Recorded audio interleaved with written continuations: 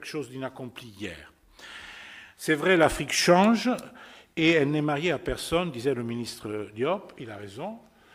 Je pense que l'Europe a un grand défaut, et je parle avec Stefano, qui est un grand Européen, qui a travaillé à l'Union européenne pendant plus de 30 ans, et nous n'avons pas réussi à transformer les cultures néo-post-coloniales en une culture de l'Afrique qui soit européenne, véritablement, en abandonnant les premières, avec nos partenaires. Ça, c'est un premier défaut. Et deuxième défaut, je dirais avec une boutade, on a pensé que l'Afrique, c'était, surtout dans les années 90, c'était une vieille femme qu'on pouvait laisser à la maison et nous aller faire autre chose. Et puis sont arrivés les Chinois, et grâce aux Chinois, il y a eu une course à l'Afrique. Moi, je dis toujours, vivement la Chine, parce que la Chine, en les années 2000, a investi 200 milliards jusqu'à aujourd'hui, nous savons, et beaucoup plus, en Afrique. Elle a créé des problèmes, bien sûr, ce n'est pas des anges, c'est des hommes comme tout le monde, mais a remis l'Afrique au centre, parce que les Occidentaux et les Européens étaient partis. Ça, c'est deux fautes, selon moi, importantes qu'il faut toujours nous dire. Et je pense qu'aujourd'hui, c'est un bon moment pour l'Afrique. Moi, je suis optimiste. Optimiste, ce n'est pas le terme juste. Je suis positif.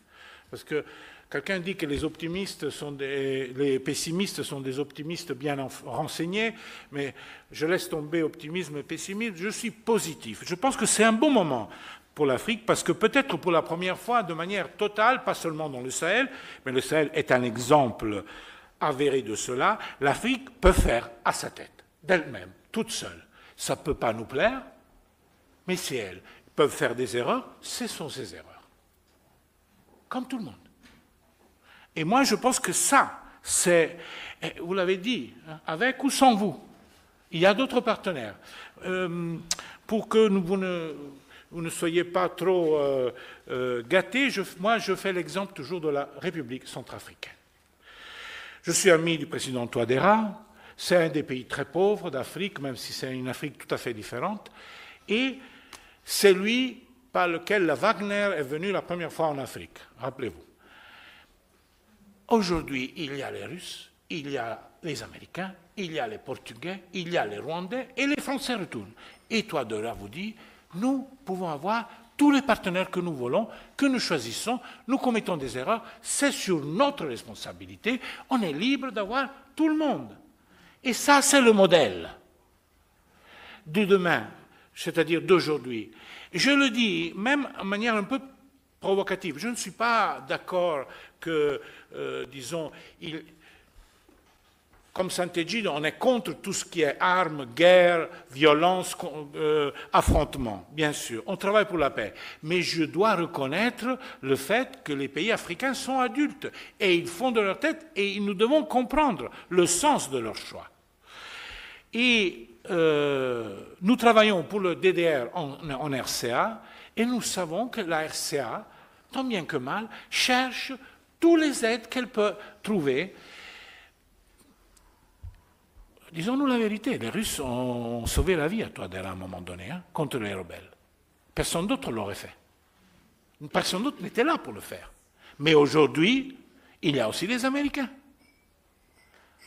Même toute cette obsession occidentale, non, nous et pas les autres, je trouve est vraiment une obsession. Il faut comprendre que le monde est devenu adulte beaucoup plus rapidement de ce que nous les Blancs, avions pensé.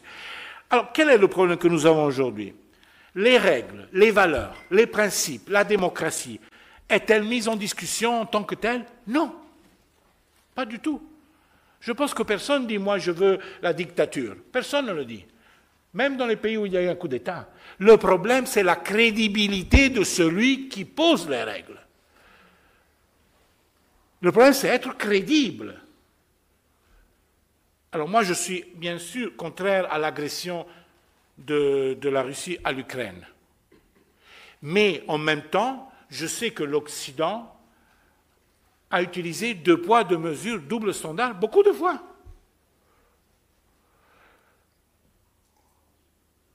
Jésus a dit qui est le coupable, qui n'a pas de péché, jette la première pierre. Ici, personne ne peut jeter la première pierre. Personne est sans faute.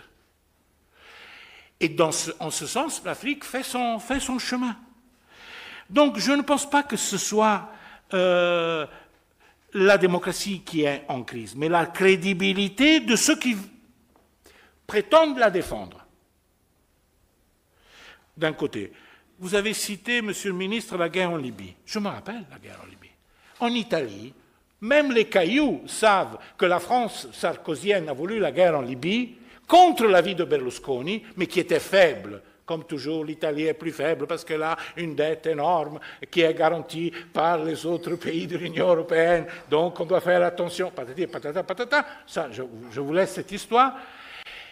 Et puis, les Américains ont laissé faire. Mais nous, on avait dit que c'était une erreur. À l'époque, Bazoum était ministre des Affaires étrangères. Il m'a demandé de voir notre ministre des Affaires étrangères de Berlusconi, qui s'appelait Franco Frattini, aujourd'hui il est mort, que tu as connu. Et devant lui, j'ai organisé la rencontre, il a décrit ce qui se serait passé au sud si on avait laissé faire la guerre de Libye. Un désastre. Il a décrit le désastre qui se s'est déroulé après. Il y a des conséquences à tes actions. Nous regardons un coup d'État comme s'il n'y avait pas l'histoire derrière. Il y a des conséquences. Tout a été disloqué. Cela veut dire que que je suis partisan de Gheddafi, que Sant'Egidio a rencontré Gheddafi à l'époque. Gheddafi avait beaucoup de défauts, bien sûr. Mais ce que nous voyons aujourd'hui est pire de la Libye d'hier. Ce matin, nous l'avons déjà dit.